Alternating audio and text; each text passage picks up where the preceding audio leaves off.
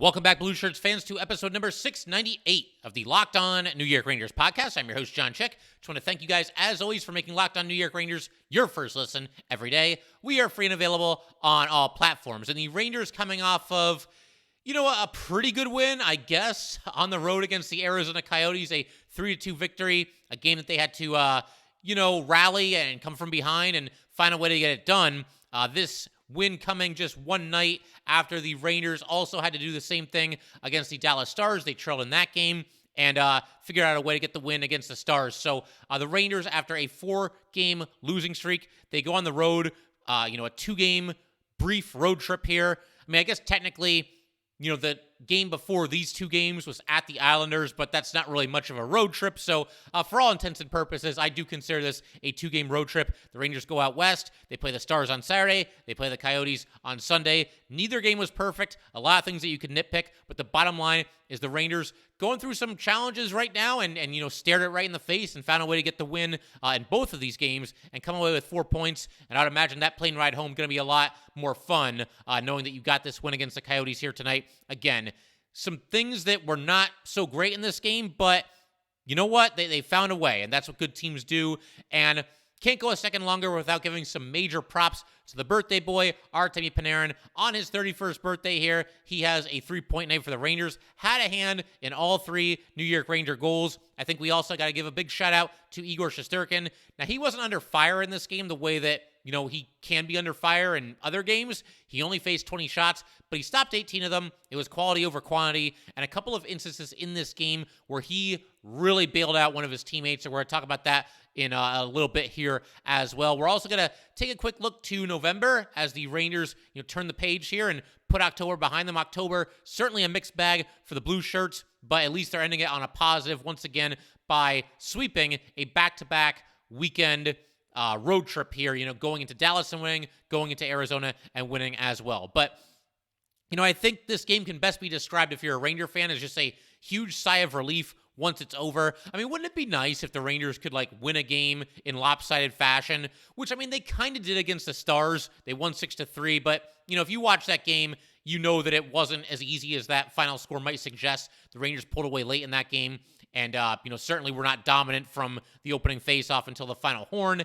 And in this game, obviously back and forth, pretty tense. I thought the Rangers, for the most part, had the better of play, but a couple more instances where they just kind of shoot themselves in the foot, and it cost them a couple of times in this game. We're going to get to that as well. But, if you don't believe that this is a really, really, really big game for the Rangers, consider the fact that Gerard Gallant started Igor Shesterkin in both games of a back-to-back. This is only the second time in Igor's career that he played both games of a back-to-back. The last was in 2020, and this, of course, was the first time that Igor had done so with Gerard Gallant as the head coach. And Gallant was joking during his presser after the game. I don't have the exact quote in front of me, but he was asked about starting Igor in both of these games, and he basically said, yeah, I might consider doing it again sometime. And, we'll see there. But, something that was kind of interesting as far as the decision to go with Igor in both games of the back-to-back, and I had the feeling they might do this for the very reason I just mentioned. This is a big game, and the Rangers got to get everything back on track here. Something that I had not previously considered, though, the Stars game was at 2 o'clock. This game against the Coyotes was at 8 o'clock. And my initial thought was, okay, he gets a couple more hours to, get ready and recuperate for this game. But my initial thought was that, that really doesn't make that much of a difference. I don't think, if you're sore the next day, you're sore the next day. But the one thing that I didn't really consider was just kind of the logistics of everything, because the Rangers played the Stars at 2 p.m. Eastern time. And so they had, a fairly early flight to go to Arizona. The team got in early. They got settled in their hotel and all that good stuff. They're not touching down from their flight at 2 a.m. or anything like that. So for that reason, I think that probably was another, incentive for Gallant to play Igor Shesterkin in this game. And obviously it turned out great. Like I said, Igor played very, very well in this one, stopping 18 of the 20 shots and picking up his teammates a couple times as well. And Igor went up against Connor Ingram. And if you haven't heard of Connor Ingram, don't feel too bad about that. He's not exactly a household name, but he was up to the challenge here. He was apparently picked up off of waivers by the Coyotes from the Nashville Predators, but he was awesome. Stopped 36 of 39 shots. The Rangers might have been able to pull away in this game. earlier than they never really pulled away, but they might have been able to give themselves a more sizable lead had it not been for the play of Ingram. And, I will say, in the Rangers' defense, because they had the 4-game losing streak, and now they've hopefully turned things around with the 2 straight wins, in their defense, for these last, 6 games, or maybe even a little bit longer than that, it does feel like every single goalie they play is bringing his A game and making some serious highlight reel saves. And I'm not trying to make excuses. That's just what I'm seeing. And I think a lot of other people are seeing that as well. So I do want to focus in on the third period here, because obviously a lot happened there and the game was hanging in the balance. The Rangers scored late in the second period, tied the game at 2-2. The third period starts, and you got to be better than the Arizona Coyotes. You got to win a period. You got to be better than this team for 20 minutes, which, again, it's too early to label anything a must-win, but we'd all be really concerned, and I don't think any of us would be feeling too good if the Rangers went into Dallas and won, but then laid an egg and lost to the Coyotes. The Rangers have already lost games to the Sharks and the Blue Jackets. I think there was one other, the Jets, again, that was victim of circumstance kind of situation there. Playing the third time in 4 games, and the Jets had their opener, and et cetera, et cetera. But, the Rangers, you don't want to be losing to the Coyotes on top of the Sharks and the Blue Jackets, which are teams that the Rangers have recently lost to. But like I said, I do want to dive into this third period here because a lot happened. Definitely could have gone either way, kind of back and forth for the final 20 minutes here. So 2-2 going into the third. Igor, early in the third period, a series of really tough point-blank stops that was absolutely huge there. Obviously keeping the game tied. You also had a situation where it looked like the Rangers were about to take the lead. Fox took a shot, and the puck's laying there in the crease. Just a wild scramble for it. Fox actually eventually found his own rebound. Looked like he was going to chip it in, and it went over the net. Looked like it might have even grazed off the crossbar a little bit there, but, obviously he couldn't finish. The game ties at 2-2.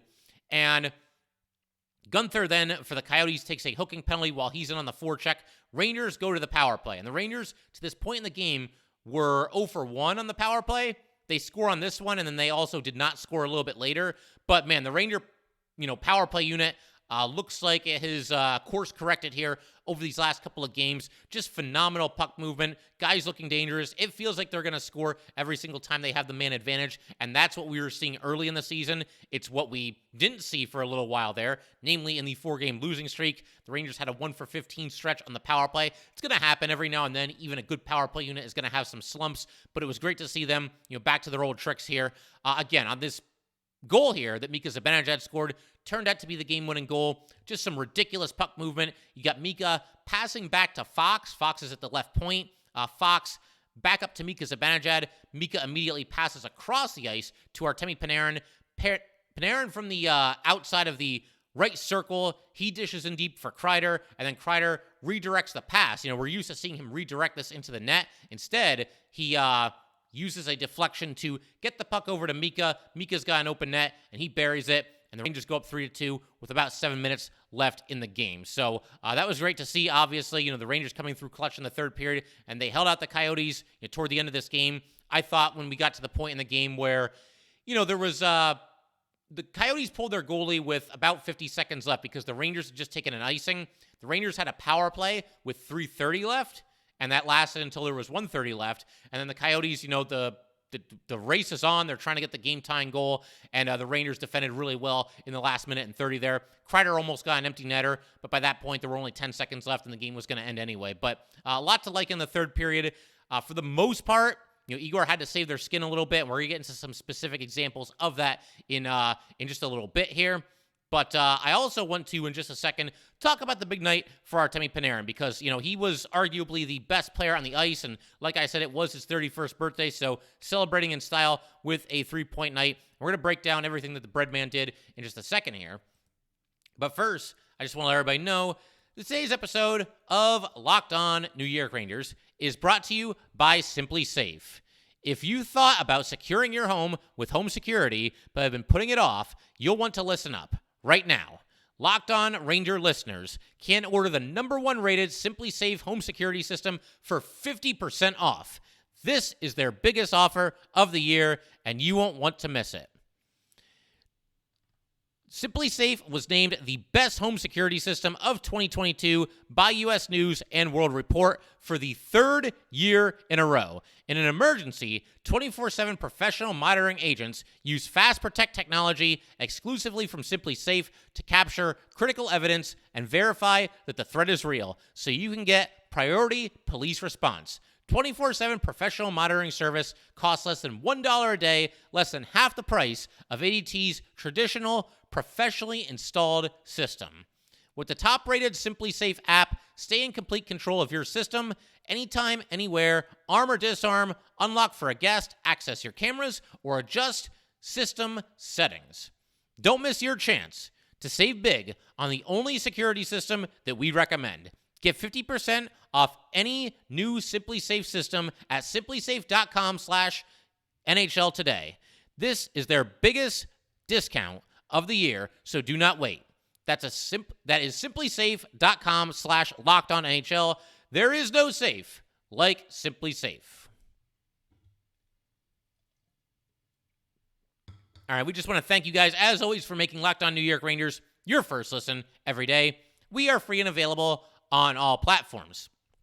And so without any further ado here, let's go ahead and talk about Artemi Panarin and his big night. I already mentioned the game-winning goal that was scored, but I figure we might as well go ahead and just kind of go through the other two goals as well. You know, team efforts on both of these goals to be sure, but Panarin had a big hand in them.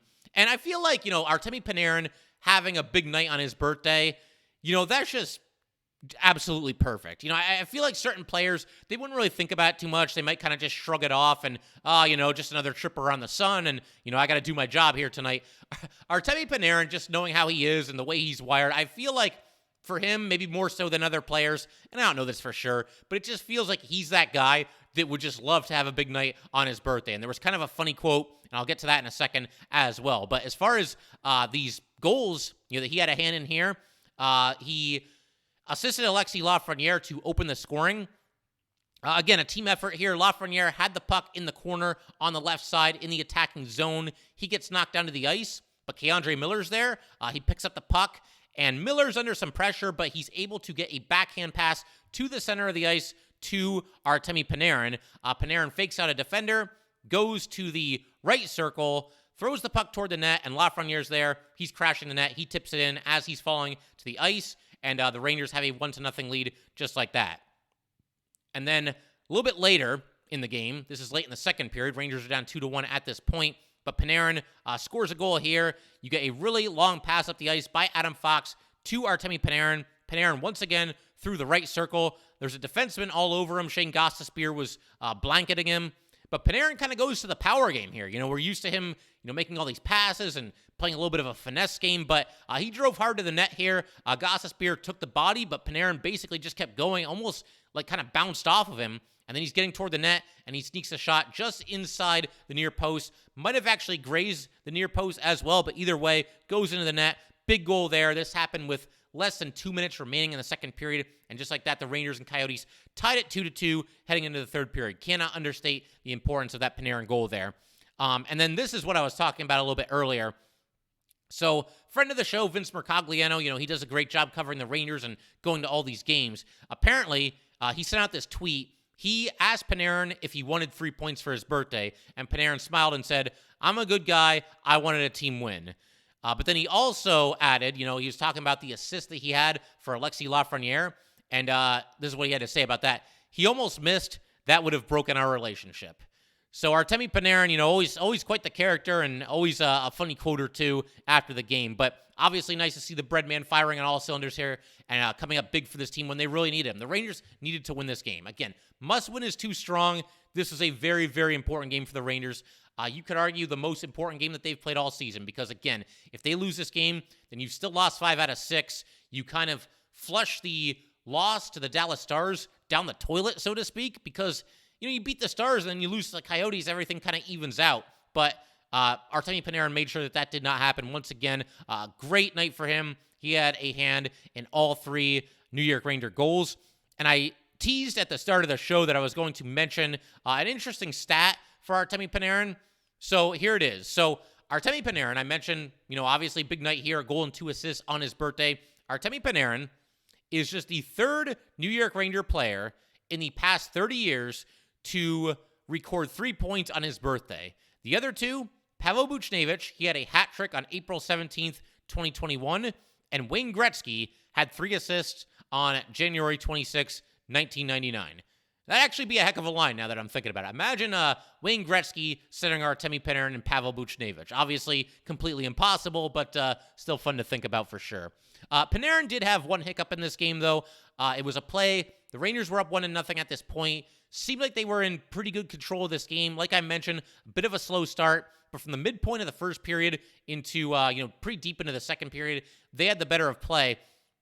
And then they kind of lost it because Panarin's going into the attacking zone. He's trying to get the puck away from a defenseman. His intentions were good. Again, he's trying to make a play, trying to lift the stick and steal the puck. But in so doing, he ends up taking a hooking penalty. And so he heads to the box. The Coyotes end up scoring on the power play. But in just a second, we're going to keep this thing rolling, and we're going to talk about a couple of instances where the Rangers kind of shot themselves in the foot a little bit, and some instances where Igor Shesterkin really had to bail out his teammates, namely the Ranger defenseman. We will do all that in just a second. Okay, so as I just mentioned, the Rangers, couple of instances in this game where, a couple of unforced errors, quote unquote, and, just some spots where they had some lapses, and this has really been something of an issue through the first month of the season here. Just to kind of backtrack for a second, I really thought, and I said this in yesterday's episode, that in the game against the Stars, all 3 goals that were scored by the Stars, and you can even throw the 4th goal in there, the one that was disallowed, all 4 of those were the case of the Rangers having some kind of a defensive lapse, having some kind of a mistake, shooting themselves in the foot. And I thought the same thing was true of the 2 goals that the Rangers allowed in this game here as well. For starters, I just mentioned Artemi Panarin took that penalty in the offensive zone, was not ideal. Now, the goal itself that the Coyotes scored, you got to tip your cap and give some credit here because they had some phenomenal passing while they were on the power play. Nice little tic-tac-toe goal, a series of some really quick passes, and Krause ends up scoring from the slot area, ties the game at 1-1. Props to the Coyotes for, making it happen on the power play there. But the Rangers should have never been in that situation. It was a bad penalty that Artemi Panarin took on that play, and that really kind of got the Coyotes going. It jolted them a little bit, and the Rangers were back on their heels for quite some time after this. But again, another goal as the result of a Ranger miscue, that being the offensive zone penalty by Panarin. And then you can go to the second goal as well, and this was just flat out bad. I love Ryan Lindgren. He's one of my favorite players on this team. He's had a rough game or two here. I mentioned that a goal against the Stars had been disallowed. That's because the Stars were offside. But before it was disallowed, Lindgren had the puck in his own zone. He had his pocket picked, and the Stars scored as a result of that. And this was almost the same thing. Igor makes a save on a fairly easy shot from pretty far away.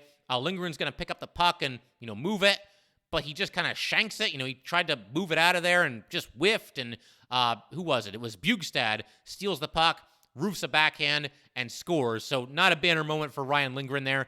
Ranger defensemen have not been at their best for the most part to start the season. All these guys have played well at times, but there's also been some instances like this where they're just caught a little bit flat-footed, turn the puck over, whatever it might be. And I've got a couple other examples of this. There was a situation with K'Andre Miller. This was in the second period. I believe the score was tied at this point, but Miller's got the puck in his own zone, tries to move it, up the boards into the neutral zone, and turns the puck over. It's stolen. The Coyotes come back in, and Igor has to make a really nice sliding save to his right after this happened. And then you've got Jacob Trouba in the third period, and this was after the Rangers took the lead. But there's a situation where he's in his own zone, he's in the corner, the Coyotes are in hard on the forecheck.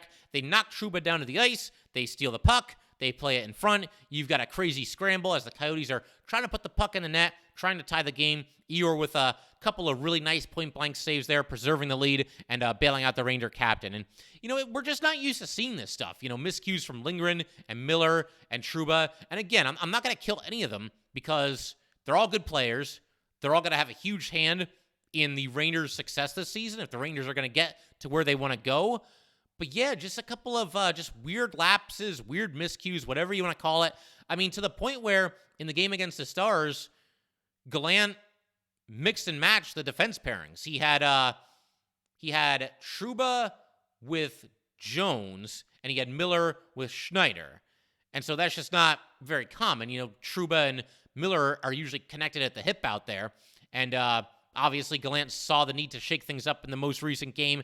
But in this game, obviously just a couple more miscues from the Ranger defenseman, and it's just so weird to see that. Obviously, I don't think this will last. I think they're just going through a funk or a slump or whatever it might be. They'll snap out of it sooner or later here. They're all just too good to not snap out of it. It's just kind of the same situation as with the Ranger forwards and the Ranger power play. The Ranger power play is just too good to look as anemic as it did during the recent 1-for-15 stretch, and they've figured it out, and I think these Ranger defensemen will figure it out too. And, even though Lindgren had the miscue here, I do have to give him props because he once again, took a puck to the face, and this happened at the end of the second period, had to go into the locker room and get looked at. But he was right back out there for the start of the third period like nothing ever happened. Ryan Lindgren, tough as nails. And, again, I think Lindgren and the rest of these defensemen, they will get it together sooner rather than later here. Just a couple other just points that I want to mention before we call it a day here. I had a thought while watching this game.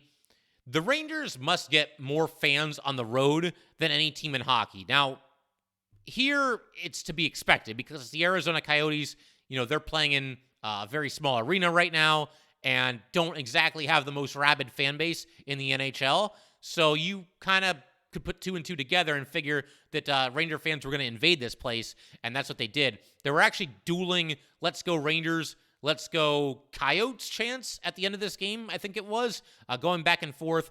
But, just look around. So many blue jerseys all over the place. So great to see. It's always cool to see Ranger fans, represent this team everywhere the Rangers go. They must lead the NHL in, fan support on the road. I don't know exactly how you quantify that, but it always seems like, even the game against Dallas, there were a good amount of blue jerseys kind of just checkered all over the arena there. So that was cool to see. And just really cool that Ranger fans are really all over this country and all over Canada as well. Always good that the Rangers can, have not as much of a road ice disadvantage as some other teams have in this league. Something else I wanted to talk about to follow up on something that happened in the Rangers Stars game. Ty Dellandrea, who was the player who, knocked Igor to the ice, basically skate on skate, careless play at best, dirty play at worst, but he was fined the maximum amount allowed under the CBA for goaltender interference. The maximum amount is, get ready for this, the maximum amount is $2,333.33. Yeah. I don't know how they come to such a random, arbitrary number like that. Maybe there's a reason for it, but, why make it $2,300 when you could make it $2,333.33? Don't forget about that extra, chunk of change there in the form of the 33 cents. Just bizarre. But, hey, Rangers got the job done. Wasn't always perfect, but you'll take the win any way you can get it. Coming off of a 4-game losing streak, and I had the feeling, I'll acknowledge the fact that I called this, that the Rangers would win both of these games here. I mentioned on a recent episode, you throw out enough predictions, eventually you get a couple of them right, but just too good of a team to keep losing, and I figured it would be gut check time and that the Rangers would find a way to get this done. First of all, playing at the Stars, and then playing a weaker team in the Coyotes, so nice to see the Rangers taking care of business here.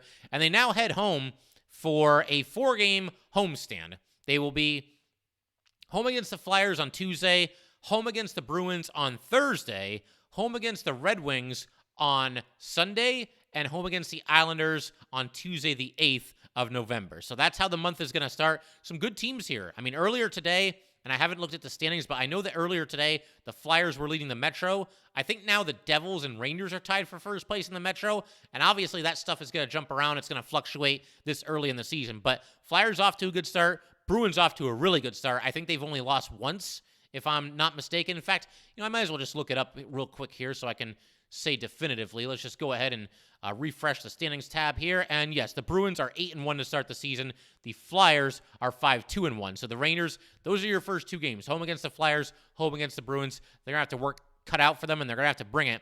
And then they're at home against the Red Wings and at home against the Islanders. The Red Wings that start the season 4-2-2.